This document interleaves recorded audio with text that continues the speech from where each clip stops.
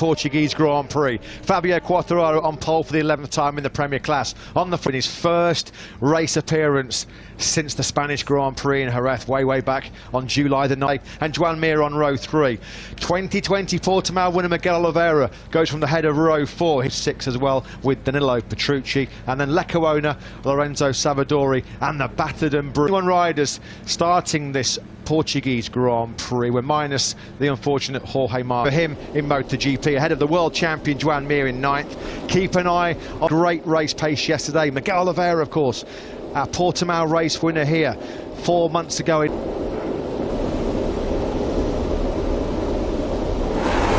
Delayed a while. Nowhere near as long as it is in Qatar. You still favour a Ducati to get there in front. If Quartararo can get a brilliant start for him to still lead out front, and that could be a crucial part of the race. And then that minute changes to the hard. Can you tell us what you see happening in the race today, tyre-wise? Viñales and Morbidelli, they change to hard rear. So now we have 3 Yamaha, rest with with this medium rear. So we'll see, but both tires. Piero, thank you and good luck. Yeah, thanks very much, Simon. Thanks to Piero Tommaso. It's interesting. His first race in 265 days. It was 9 months ago today in MotoGP. It's on the way next. A bold move from Yamaha, Matt. Yeah, and it looks like as well, Michelin releasing something from getting in the commentary box, that they have all switched over to that hard rear tyre. It's going to be all about the start, though, isn't it, for Zarco and Mir on that plunge down the hill into the first corner. 130 beats per minute, but it looks as though we're set to go. Excellent as well, but as we shoot down to turn 1, Rins has it, but here comes Zarco. He leads into turn 1. Mark Marquez, and he's up to 4th place already, trying to find a way through on Jack Miller into turn 3. What a start from Joan Mir as well, number 36. Look at him. He's up alongside Pecco Bagnaia. It's Zarco the lead, goes through into 3rd again. Yeah, and that also cost Miller a place on Mir as well. He had to run out wide onto the dirty part of the track. 6 or 7 corners into the race. Maverick Viñales had an absolute nightmare. Viñales started 12th. He was what an appalling start. Mir up the inside of Marquez, yeah, and there's there you contact. Go. That's some early payback for yesterday. Controversially so on Jack Miller last time out in Qatar. Oh, Rins thought about the move there up the inside. From Joan Mir, got himself up brilliantly. He's already recovered 6 places on this opening lap. Good start as well. Start for the Monster Energy Yamahas though. Quartararo on pole. He's going to come over the line 5th or 6th, and Viñales has only got he dropped 5 places. Oh, that was tight. Pecco Bagnaia trying to recover up some ground on the brakes into the first corner. Oh, he touches the rear wheel there of Joan Mir. Yeah. Just about stays on. That's worked out well for Quartararo. It really gone through. Quartararo himself had a big moment coming out of turn 4. There is Mark there, and he's dropped back behind and front wheel on rear wheel. Sometimes that can go horribly wrong. Yeah, Marquez could easily have gone down there, couldn't he? In 2021, isn't it? After their battle in Q1 yesterday, they've had a couple of contacts already today in this Grand Prix. We're not even. And Taka Nakagami. What on earth happened to Maverick Viñales on that 4th row? He's lost 4 seconds on that opening lap. Towards Zarco, he said he wanted to lead. Oh, there's a move there from Aleix Espargaro, I think, on Mark Marquez. Has that one for place at the front though. Oh, the front end is moving around there for Pramac Ducati rider Johan Zarco. How good the braking stability of the Suzuki is, but Zarco's just too many yards ahead for him to make a clean move. Pinch that place back into turn 2. You bet he can. Yeah, they're a couple of proper fighters, aren't they, on Sundays? Morbidelli. Agro did well to get through on Mark Marquez when he did. Here's Miller coming from a long way back into turn 5 on Fabio Quartararo. Brief trip into the top 4 for the Aussie. Zarco can't shrug off this interest from Aldi. For Suzuki to be in this position early on, 2nd and 3rd on just the 3rd lap of the race, this bodes they will not get a better chance of getting 2 men on the podium. They're not having to use that extra grip of the rear tyre. He's got the inside line. There's not quite enough room for him to take the lead. That was so close. He's dropped down to 17th behind Rossi and Bastianini. Viñales is now last. What is going on? He's down in 21st place. A disaster for the Top Gun, who's misfiring big time. Far to 3rd. Good move from Quartararo on Joan Mir, that. And already we've seen what we thought would happen if the Mir and Quartararo at bay. So far, so good for the World Championship leader. We've got a race on here. We have got a Ducati Suzuki, Yamaha Suzuki Ducati. Marquez is now fallen behind Brad Binder, so Marquez already... That Desmond Sadici will be able to keep ahead of Alex Rins' Suzuki. Bit of a twitch on the rear tyre for Mir. Behind Brad Binder, who's made up another place then. Mir thought about a move back on Quartararo, but for now... Crowd hero Miguel Oliviera at the moment, he's down in 12th place at this stage. Here comes here he Rins. goes. Rins tried that on the last lap. Rins is going to have the corner speed around turn 15, but Zarco's got the speed on the straight. Sector 4 is where the Suzuki, and you can see Rins there already able to pull out of what, 2 or 3 bike lengths, but he might get swallowed up now by the straight and that 1 kilometre straight in Losail. But there was nothing that Rins could do. Miller getting a bit erratic. Miguel Oliviera, he's made a mistake again. He just set the fastest lap of the race, and he must have gone 4 bike lengths on Zarco coming through turn 15, and then they crested up the hill. And then before they got to the Repsol Honda rider, I don't know if he's feeling the ill effects of the crash that he had from yesterday. He was really badly beaten up, wasn't he? Sure. Yeah, Thomas Fargaro is an absolute warrior. There's no way after just 5 laps he's going to pull in with any physical problems. Is Fargaro into the pits early doors? Maverick Vinales is still in 20th place. Oh, Rins again. That tyre to line, just released the brakes a little bit later than Johan Zarco, so that's twice in 2 laps. That's just marginally offline, and as he asked for the power, rear tyre spun up underneath him. It was just a small move. Zarco through on both of them, but Quartararo's having none of it. He stays in 2nd place. Yeah, this is in that game of dare, the game of chance on the brakes into turn 1. It was won by Rins and Quartararo. Jack Miller crashes out of podium contention, then here in Portimao, pain in Portimao. Quartararo and fellow Frenchman, the World Championship leader, Johan Zarco. Then it's Mir, Aleix Espargaro, behind Aleix Espargaro here. Wow, that's so peculiar. What happened there? Race winner from last year, he's dropped down to 15th place. Shout out to Taka Nakagami. Heroic performance at the moment. Not an inch of his body is not without incessant pain, and he's in the point scoring places right now.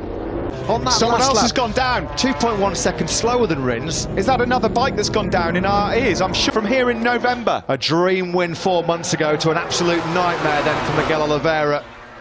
Vinales must have some kind of major problem. He's 2 seconds away from the race leading pace. Of course, factory Ducati hopes now have just pinned on his shoulders after the crash of Jack Miller. Morbidelli have already exited stage left very early on here. Oliveira the race winner and Jack Miller second in the port. Something must be going wrong because the lap before that he was doing a Now Vinales has got down to a 41 flat, which is still a second away from where he needs to be. Quartararo, Joan Mir and Johan Zarco. Mir is closing on the grid. He's still in the top 10. Gaining some gold experience there, isn't he? The rookie. Great job by him. Around turn 15 we go. Fabio Quartararo looks a bit closer again to Alex Rins. Now comes through naturally on the straight past Mir into 3rd. Yeah, he's having to work really hard, isn't he, Zarco, to try and run the pace. And 1. Oh, Rins is really wide, and now they're side by side. Luckily, he's got the inside line for turn. He's now warming into things. He's got the heat in that hard tyre. If he gets to the front, he could have a chance to break away. Racing is the old cliche. Brad Binder's taken 6th place from Aleix Espargaro. We said he was a stunned by him. He's come from 15th. What a rider Brad Binder is. It's unbelievable, isn't he? Aleix then has dropped to 8th. Mark Marquez 9th. Further back, Alex Marquez is 11th. Ross. We're on board here with Fabio Quartararo, who was putting in 139s from that again. 8 laps in the 139 bracket yesterday for Fabio Quartararo in that crucial FP4 session. No Rins dropping down the hill into the braking zone for the first corner. Here he going comes. for it? Yeah, he's got the move done. He's got the front end there, Fabio Quartararo, but you have to admire the way he's gone about his business here. He didn't panic after the rough start. He got his head down and did those 4 155 ones in succession. Broke the Ducatis behind him from the Suzukis of Rins and Mir. Yeah, watch the start here for Quartararo. Initially, actually, as the lights go out, not a bad start. The Yamaha, oh, there's almost contact there between him and Rins. Immediately, he's beaten by 2 Ducatis. Start that he wanted. Look at that, yeah, there was definite contact there between Quartararo and Rins launching off. He didn't panic. He knows he's got the speed underneath him, Quartararo. He was helped a little by 7, 8, 9 bike lengths on the Spaniard already. This is just the way he executed that brilliant perfection right now for Quartararo.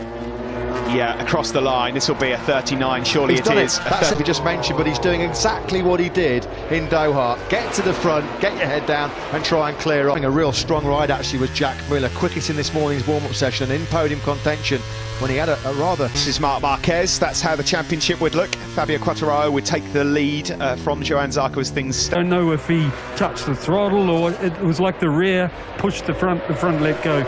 Just went up the moment because he's so clever. clever at not giving the tyres a hard time. 100% sure he's doing that, but that's what I'm waiting to see if he does.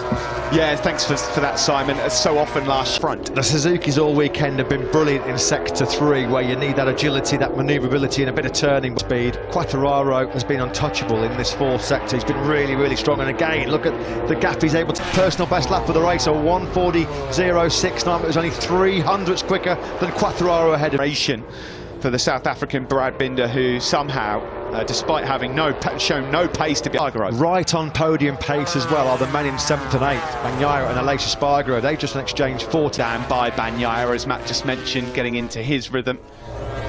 At the front, though, the Suzuki's Qatar, as to whether or not the Yamaha could put in a performance similar to that once we got back into Europe. I think the question's been... Still don't think he's done a lap in the 140, Steve. It's another 141 low from Vinales. It's been an unmitigated... His factory Yamaha teammate Fabio Quartararo leading this Portuguese Grand Prix. To charge. Is it time to wind things back? He's got full heat now into that hard rear tyre. Sector 4 corner speed with the Suzuki's no mug, is it, in terms of corner speed? Quattararo then again dips down into those high, and that's the best lap of the race so far. 4/10 he is now, eked out ahead of Alex Rins. Academy colleague Franco Morbidelli. It's been a real good charge through the pack by Bagnaia. Quite a bit of time lap record at the end of Q2 yesterday, wiped out for the yellow flag infringement. Of course, the big cruns. Interesting for Aleix Espargaro, Matt. The same sort of situation as Qatar, where in the early laps...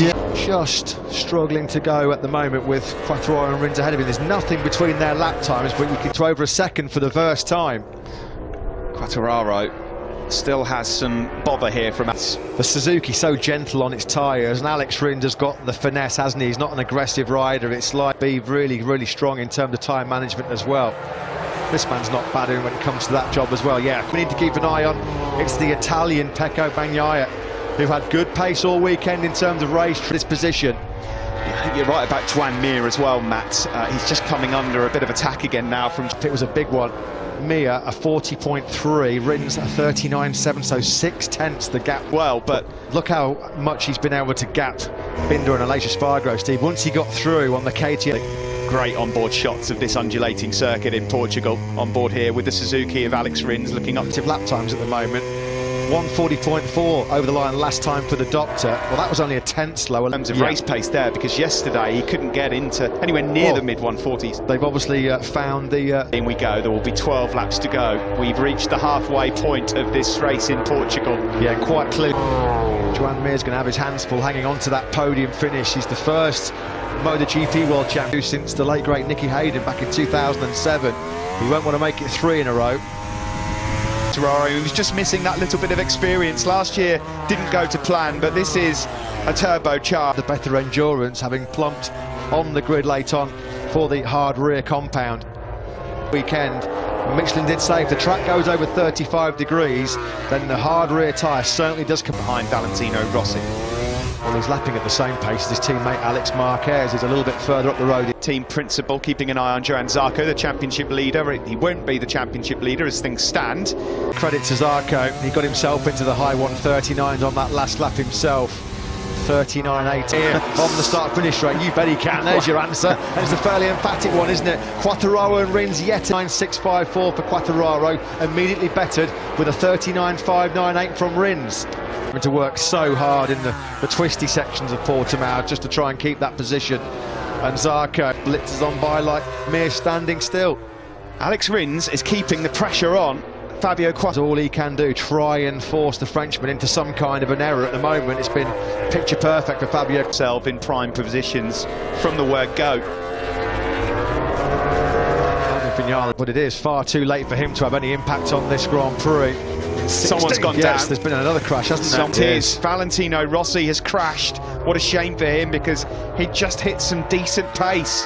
At the start of this Grand Prix, we had 3 sets of brothers involved, Marini and Rossi. In the battle, and that's the Marquez brothers, who at the moment are 9th and 10th. Bagnaia closes on his recent record, Steve. Now that's just 12 points scored in his last 9 races. I think he'll be pleased to get out of here. Jerez is a circuit he adores, and let's hope that he... Binder in 7th, Aleix Espargaro behind him. Mark Marquez, to his credit, at this stage of the race, 40s. Not bad at all. Yeah, Franco Morbidelli's getting a hurry up as well. That's when he's going to catch out the doctor. Tips it in. That went incredibly early, didn't it? Yeah. Track limits warning for Franco Morbidelli. So he's got to be pretty careful. Maverick Vinales only in the point scoring places right now, but 14th is not going to cut it if you want to win a world title in MotoGP. And through he goes. Bagnaia up into 5th place now. Luxury position is to make your passes on the brakes going into corners, which puts you in that really precarious zone when there's to get over that crest and attack. It's just like we said, free time. You don't really have to put in much effort as long as you... Then Quartararo from Alex Rins. Zarco in a bit of a lonely third now. He's got some cracking pace right now. Resistance of the world champion, 39.7 on that last circuit for Johan Zarco. 10th Marquez has just crossed the line to the 40 flat, which when you consider his physical condition and the length of time he's been out, 18 long days since Mark Marquez actually saw a checkered flag in the MotoGP World Championship when he was victorious and accomplished. He'll want to get a real good test on where he's at with that recovering right arm over the full race distance. For months and months and months people have been wondering how he'd come back. Look at these times from the two guys at 39.471 from Alex Rins. Almost identical times. Rins is, at the moment, those cracks not appearing at all. Rock solid, isn't he, Quartararo? Every time Rins looks like he's going to exert that pressure to try and show Quartararo a front wheel. There was 1/1000th of a second between the pair of them. Next in Qatar, 4th 2 weeks ago. He's going up in increments of 2 at the moment because he's not buckling under the pressure. Yeah, and he's been asked some massive questions here at the weekend. The Yamaha M1 just gets that rear tyre hooked up and he can carry lots of corner speed, which is the way he's able to pull those 5 or 6 bike lengths on Alex Rins, which just makes sure that Rins can't get close enough. Rins. If Alex Rins finishes in this race second tonight, Steve, he will be able to go on the day. You're just beaten by the marginally better man at the moment. Fabio Quartararo is in that position. Because Bagnaia, someone's gone down. Bagnaia goes up a place. Who's crashed out? Who's crashed out? He makes blunders at the worst possible time. Well, we said it was him that was putting pressure on Fabio Quartararo, on Alex Rins. Down and it's into Rins 5. who's caved into that pressure. It's such an awkward corner to get right. That mistake. He's done everything, and he can't find a way through, even to show Quartararo his front wheel. Cast your minds back to Austria last year. He just slipped up the inside of Andrea Dovizioso and crashed out immediately. And what very comfortable Sunday afternoon stroll in the sunshine to back-to-back wins here in Portugal. Yeah, no surprise to see. He moved past Mir. He's now hunting down Zarco, and he's got much better pace as Pecco Bagnaia. This has been a fine run. Could have been done from pole position. He's definitely going to be contemplating what might have been, isn't he? In terms of the championship lead, it might get a little bit worse for him as well, because he's going to have his hands full trying to keep Bagnaia at bay, and he can't do it. Bagnaia clean as a whistle, and Bagnaia now up into second place, and that does change the championship picture slightly. Yeah, man, the only Suzuki man left in this race, the world champion Mir. He's in 4th. This is the battle for second then. Mir is now down and out of the race. Rins blows a podium. Zarco blows a podium. He certainly blows the Fabio Quartararo. Championship rivals biting the dust. Quartararo checked out a long touch going into the Spanish Grand Prix in Jerez last year, where what happened? He dominated both races from pole. No, Jorge Martin after his high-speed spill yesterday, and that front went really quickly, didn't it, from underneath Johan Zarco. Never so easy to be distracted. That went so quick on Zarco. He wasn't expecting that, was it? It was almost like a... Crashes up ahead of him. Mark Marquez is now in 7th behind him. Alex Marquez is 8th. Nakagami is what to say about Alex Rins. I agree with you, Matt. It's happened all too often. Well, but 2 big men in this race have... A bit of deja vu, isn't it, for this man, Alex Rins?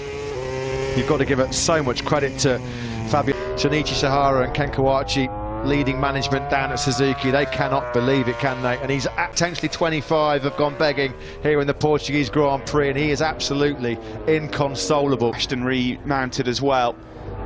Survival of the fittest here in Portugal. It's all this but front row. He may well have been right at the sharp end of this race as well, with the likes of Quartararo and Rins, before Rins has put daylight now between himself and Joan Mir, almost half a second. Mir in turn's got a second then back to from in Qatar. He's closing on Joan Mir. It's not over yet for him. Brad Binder's still doing an outstanding job on the KTM. He's in Qatar. It's got even bigger here this weekend. He's digging himself out of some monumental holes, isn't he, Binder? 5th place. The perfect start to the year in Qatar, unfortunately, comes down now from the helicopter view. Was he offline at all? The front end was just moving around a touch, wasn't quite. Ducati, well, as we mentioned, it's been a very punishing weekend for Pramac here in Portugal. Bastianini again, he does this so often. I say so often, it's only his third Grand Prix, but he comes on Army. Vinales is 11th, Luca Marini 12th, and then it's Petrucci, Savadori, and his pain threshold off the scale. Morbidelli can definitely smell a podium. Yamaha rider, this would be the perfect remedy to a grim start. In the flag. They perhaps feel like Franco Morbidelli's holding on a podium here as well. Able to wrestle a podium place away from the world champion, Joan Mir. South American roots, of course, through the pack from 11th on the grid. Now, how much has that cost Pecco Bagnaia rear tyre life right as well? And I would not want to be trying to race a Suzuki and a Yamaha, Steve, through that final sector. You're not going to latch on to the back of Bagnaia over the crest and then line up a move on the brakes down the hill. He's been very unlucky, hasn't he, so from the Grand Prix of Doha. He's found himself in a position on the grid today which I think Mir and Morbidelli behind him. Crossed the line, yeah, Morbidelli's the faster man. Brad Binder. Now, if Binder catches this group, it's too late, surely. You could just see him in the background. That's an extra 50% from somewhere, because his pace in this race is about a second quicker. Right by Aleix Espargaro on course for Aprilia's only their top six in their MotoGP. What can you say about the man out front at the moment as well, Fabio Quartararo? This is a very different young man. Different proposition to find a way through. Who's that? Who is that on the left there? This is the battle for second between almost four riders. Digging deep himself here is Bagnaia, desperate to cling on to that podium. Let's check, he's been untouchable today. Topped FP3, topped FP4, took pole position. Mir, a 10th just over behind Pecco Bagnaia. Franco Morbidelli desperately trying. And Morbidelli. Quartararo's live heart rate just came on screen. Shot up to 661 beats from it. I thought it was coming up. F Quartararo, crash. Yeah, same, absolutely the same. Through Alex Rins into a crash. Quartararo is well and truly fired up in 2020. On the Italian, you've got to give an enormous amount of credit to Pecco Bagnaia, because he really has. He's getting close. Does he fancy a lunge here, the world champion Joan Mir, or is he going to hold on to the first podium of the year? The only place to end that second place. Franco Morbidelli, unfortunately, looks like he's just going to miss out on the podium, but a Walter being made ready. Mir is going to try everything, but ultimately it's the power of the Ducati that will elude him. An excellent ride from Morbidelli. Binder as well in fifth. Aleix Espargaro sixth, and the returning Mark ahead of his younger brother Alex, with Bastianini finishing in ninth. And this is a scrap here. Well, as we said, El Diablo in dreamland. That was pure class ahead of the field. Back-to-back wins for the second time in his MotoGP career. And he sees his confidence. And Johann Zarco. Great ride that by Pecco Bagnaia. Yeah. Absolutely brilliant performance.